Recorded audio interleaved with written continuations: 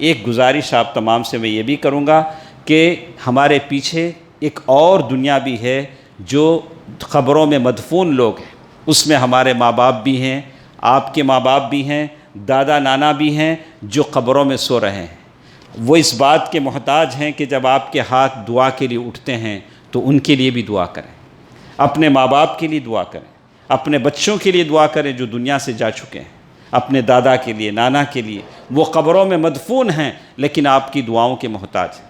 اسی طرح دنیا کی وہ بیوہ عورتیں، مجبور، بے کس، اسی طرح وہ مسلمان قیدی جو ظالموں کے جیلوں میں ہیں، ان قیدیوں کے لیے بھی دعا کریں۔ یہ دعا کی قبولیت کا وقت ہوتا ہے۔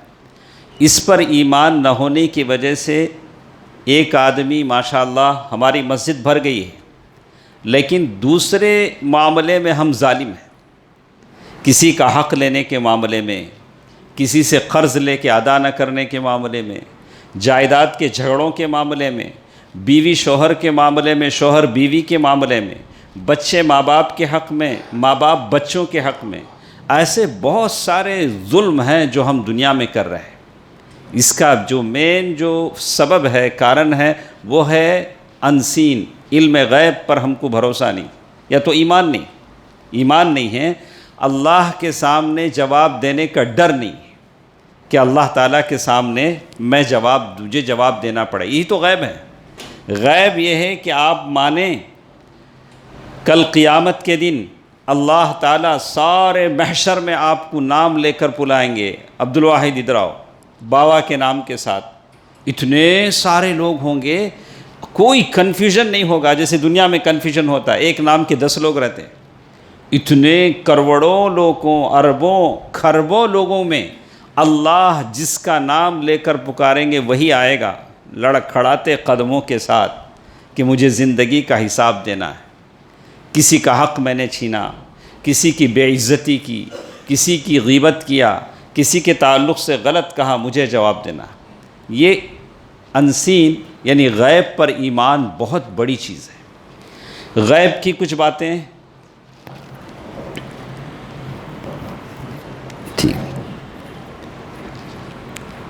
تو غیب کی کچھ باتیں ایسی ہیں جو اللہ کے نبی صلی اللہ علیہ وسلم نے امتیوں کو بتلائیں کہ جنت کے بارے میں، جہنم کے بارے میں، حشر کے بارے میں۔ اللہ کے نبی صلی اللہ علیہ وسلم نے ایک بات بتائی تھی کہ جنت میں مارکیٹ بھی ہے، آپ کو معلوم؟ کبھی سنے ہیں؟ یہ کہ آٹو نگر ایک ہی معلوم ہمنا، جنت میں بھی ایک مارکیٹ ہے۔ بولا کہ وہ مارکیٹ کب لگتا ہے؟ وہ مارکیٹ جمعے کے دن لگتا ہے، جمعہ مارکیٹ۔ میں نے کویت میں دیکھا تھا جمعہ مارکیٹ، کویت والے کو تو معلوم ہوتا، جمعے کے دن وہاں کویت میں مارکیٹ لگتا۔ میں بولا اچھا یہ نام سے وہ نام رکھے رہیں گے تو اچھا وہ اس مارکیٹ کے بارے میں نبی نے کیا کہا؟ جنتی لوگ اس مارکیٹ میں جائیں گے تو ایک دم اسمارٹ ہو جائیں گے، چہرے چمک جائیں گے، کپڑے خوبصورت ہو جائیں گے، تو وہاں سے واپس جب آئیں گے تو ان کی جو بیویاں ہیں محلوں میں جنت کی، کیا جی تمہیں مارکیٹ کو جانے سے پہلے ایسے نہیں تھے، آئے تو کیا اسمارٹ ہو گئے نا، ہمیں آٹو نگر جگہ تو کیسا رہتے ہیں، ارے صورت بدل جاتی، کپڑے کیسے کے ہو جاتے۔ یہ دنیا کی مارکیٹ ہے، وہ آخرت کی مارکیٹ ہے، جنت کی مارکیٹ ہے۔ یہ ساری باتیں میرے نبی صلی اللہ علیہ وسلم نے بتلائی ہیں۔ آپ کو علم غیب پر ایمان ہونا چاہیے، اس پر ایمان ہونا چاہیے کہ دنیا میں کوئی آپ پر ظلم کرتا ہے تو ایک آخرت کی عدالت ہے، ایک آخرت کا ایک کورٹ ہے۔ دنیا میں کتنی ہی پھانسیاں، اگر کوئی آدمی کتنے مرڈر کر لے، دنیا کی سپریم کورٹ، بڑی سے بڑا کورٹ کیا سزا دے گا اسے؟ پھانسی۔ 100 مرڈرز بھی آدمی کر لے تو ایک ہی پھانسی ہے، ایسا تو نہیں ہوگا ایک بار پھانسی دے کے پھر پھانسی، تو ایسا نہیں۔ ابھی امریکہ میں 250 سال بھی جیل ہو جاتی ہے۔ ابھی ایک آدمی باہر آیا، 25 سال جیل کاٹنے کے بعد 250 سال جیل اسے۔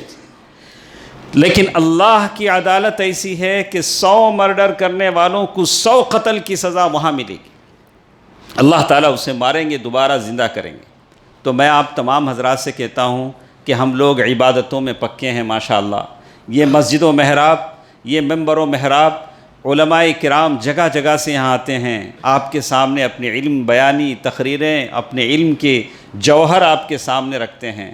ان سب کا فائدہ یہ ہے کہ ہم سن کر عمل کریں۔ ان فی ذلک لذکری، لمن کان لہ قلب او القى السمع وهو شہید، یہ نصیحتیں اس آدمی کے لیے ہیں جس کے لیے دل ہو، لیکن جس کے سینے میں پتھر دل ہو، نصیحت سے سنتا ہو اور پھر عمل نہیں کرتا ہو تو پھر بیکار ہے۔ اللہ کے نبی صلی اللہ علیہ وسلم کو بعض غیب کی باتیں اللہ نے بتائیں، لیکن اللہ نے پوری طرح بتا دیا، خمس لا یعلمہن الغیب الا اللہ، غیب کی 5 باتیں ایسی ہیں جو اللہ ہی کو معلوم ہے۔ اللہ نے نہ کسی نبی کو بتایا، نہ کسی رسول کو بتایا، نہ کسی جن کو بتایا، نبی کو بھی غیب نہیں معلوم۔ اللہ کے نبی صلی اللہ علیہ وسلم کی بیوی ام المؤمنین عائشہ پر بہتان لگا، لوگوں نے گندی باتیں کہہ دی، اللہ کے نبی صلی اللہ علیہ وسلم کو معلوم نہیں ہوا، کئی دن تک پریشان رہے۔ اللہ کے نبی صلی اللہ علیہ وسلم کے وہ دوسرے نبی سلیمان علیہ السلام، ایک دوسرے نبی سلیمان علیہ السلام، دنیا پر اللہ نے ان کو حکومت دی۔ پورے دنیا میں 4 بادشاہ ہیں جنہوں نے حکومت کی، 2 مسلمان 2 کافر۔ 2 مسلمان اس میں سے سلیمان علیہ السلام، ذوالقرنین، پوری دنیا پر جن کی سلطنت تھی۔ 2 کافر بادشاہ، ایک نمرود اور دوسرا بخت نصر۔ یہ 4 بادشاہ تھے جنہوں نے ساری دنیا پر حکومت کی۔ کرچے کے لوگ الیگزینڈر مقدونیہ کا بادشاہ، جسے ذوالقرنین کے نام سے یاد کرتے ہیں۔ سلیمان علیہ السلام کو اتنا علم تھا، اتنے بادشاہ تھے، لیکن ان کو غیب کا علم نہیں تھا۔ یہاں تک کہ ہدہد، ایک چھوٹا سا پرندہ، پدی جسے کہتے ہیں، وہ آ کر بولتا، سلیمان بادشاہ، وہ بازو ایک گاؤں ہے، بستی ہے، اس میں ایک عورت اللہ کو عبادت نہیں کرتی، سورج اور چاند کی عبادت کرتی۔ وہ پرندہ جب تک بولا نہیں، سلیمان علیہ السلام کو معلوم نہیں۔ تو اسی لیے ہم بولتے ہیں غیب کا علم ہم کو نہیں معلوم، نہ فرشتوں کو معلوم ہے، لیکن اللہ کے نبی نے جو بتایا ہے اس پر آپ کو مجھے یقین کرنا چاہیے۔ میرے پاس ایک اور 3 منٹ شاید ہیں، تو میں آپ کو ایک بتا دوں، اللہ کے نبی صلی اللہ علیہ وسلم کو بعض باتیں معلوم ہوتی تھی۔ مکے کا صحن ہے، مکہ بڑا کعبۃ اللہ ہے، ابھی اللہ کے نبی صلی اللہ علیہ وسلم مدینے میں ہیں۔ صفوان بن امیہ بڑا کافروں کا سردار ہے، اس کے بہت سارے لوگ جنگ میں مارے گئے۔ وہ بیٹھا ہے، سامنے ایک آدمی آ کے بیٹھا، اس کا نام ہے عمیر بن وہب۔ عمیر وہ بھی کافر، صفوان بھی کافر۔ عمیر بن وہب جس کا ٹائٹل تھا شیطان قریش، اسے لوگ کیا بولتے تھے؟ شیطان بولتے تھے، اچھا آدمی۔ اب جسے لوگ شیطان بولیں گے انہیں کتنا اچھا آدمی رہیں گا، اتنا خونی، اتنا دہشت گرد آدمی تھا۔ تو صفوان نے اسے قریب بلا کے بولا، دیکھو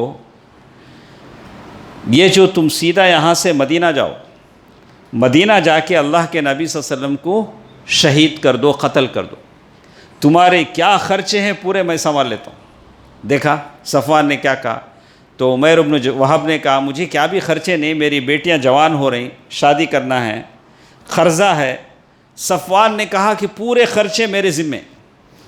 چاندنی رات تھی، کعبے کا صحن تھا، کسی نے نہیں دیکھا، کسی نے نہیں سنا سوائے صفوان کے اور عمیر بن وہب الجمحی کے۔ 2 فاسٹ گھوڑے تیار کیے، سیدھا مدینہ پہنچا۔ مدینے میں اس کا بیٹا قید تھا، عمیر بن وہب کا، تلوار لگایا، مسجد نبوی میں سارے صحابہ بیٹھے ہیں، گھوڑا وہاں باندھا۔ حضرت عمر رضی اللہ تعالیٰ عنہ نے دیکھا، بولا ہاں یہ شیطان، یہ اچھی نیت سے نہیں آیا، اس کی نیت میں کچھ گڑبڑ ضرور ہے۔ عمر رضی اللہ تعالیٰ عنہ گئے، اس کو ایسے پکڑ کر اللہ کے نبی صلی اللہ علیہ وسلم کے پاس لائے، لا کر بولا، اللہ کے رسول، یہ عمیر بن وہب ہے، اس کے گلے میں ننگی تلوار ہے، یہ اچھی نیت سے نہیں آیا ہے۔ اللہ کے نبی صلی اللہ علیہ وسلم فرمایا کہ نہیں، اسے چھوڑو، اس کو چھوڑ دو۔ چھوڑا، پیار سے بٹھایا، بولا کیوں آیا ہوں؟ بولا نہیں، میرا بیٹا تمہارے پاس قید میں ہے، میں کمپنسیشن دے کے بیٹے کو چھڑا کے لے جانے آیا۔ اللہ کے نبی صلی اللہ علیہ وسلم نے کہا، فلاں رات کو، چاندنی رات کو، کعبے کے صحن میں، وہ کعبے کا اور ایک جو اندر کا حصہ ہوتا ہے، وہاں تم اور صفوان بیٹھے تھے۔ صفوان نے یہ کہا، تم نے یہ کہا، کیا یہ سچ نہیں ہے؟ حیران ہو گیا، ششدر رہ گیا، بولا اللہ کے نبی، اس چاندنی رات میں تو کوئی نہیں تھا، یا تو میں تھا یا تو صفوان تھا، یہ بات آپ کو اللہ ہی نے بتلایا ہے، آپ اللہ کے رسول ہیں، میں مسلمان ہوتا ہوں۔ مسلمان ہو گیا عمیر بن وہب۔ ادھر صفوان کی یہ حالت، ہر مدینہ آنے والے سے پوچھتا کیا تو بھی ہوا کہ مدینہ میں؟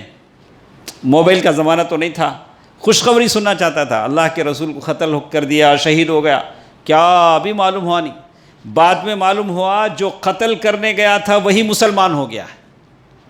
تو یہ اللہ تعالیٰ کی بعض غیب کی باتیں تھیں جو اللہ کے نبی صلی اللہ علیہ وسلم کو بتلائیں۔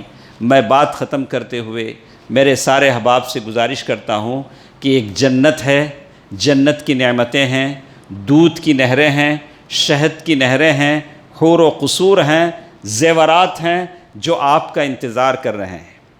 آپ سارے معاملات کو اللہ کے سامنے عبادت کرتے ہیں، حقوق العباد ہے، حقوق اللہ ہے، لیکن حقوق العباد میں بھی آپ 100% پکے ہوں۔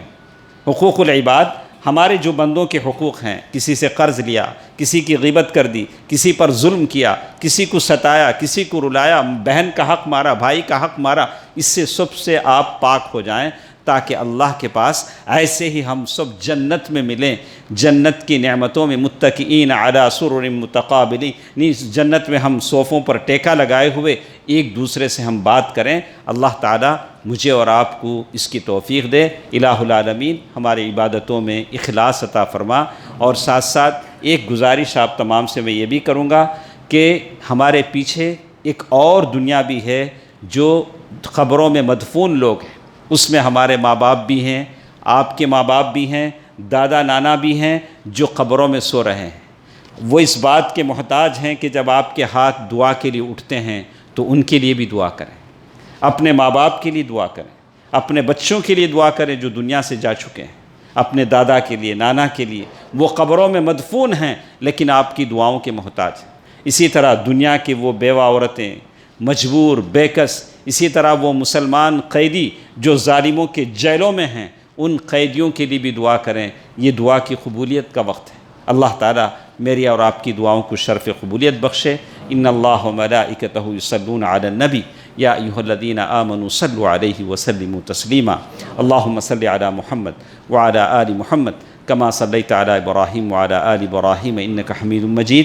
اللهم بارك على محمد وعلى آل محمد كما باركت على إبراهيم وعلى آل إبراهيم إنك حميد مجيد برحمتك يا أرحم الراحمين والحمد لله رب العالمين والسلام عليكم ورحمة الله وبركاته. جزاك الله خير.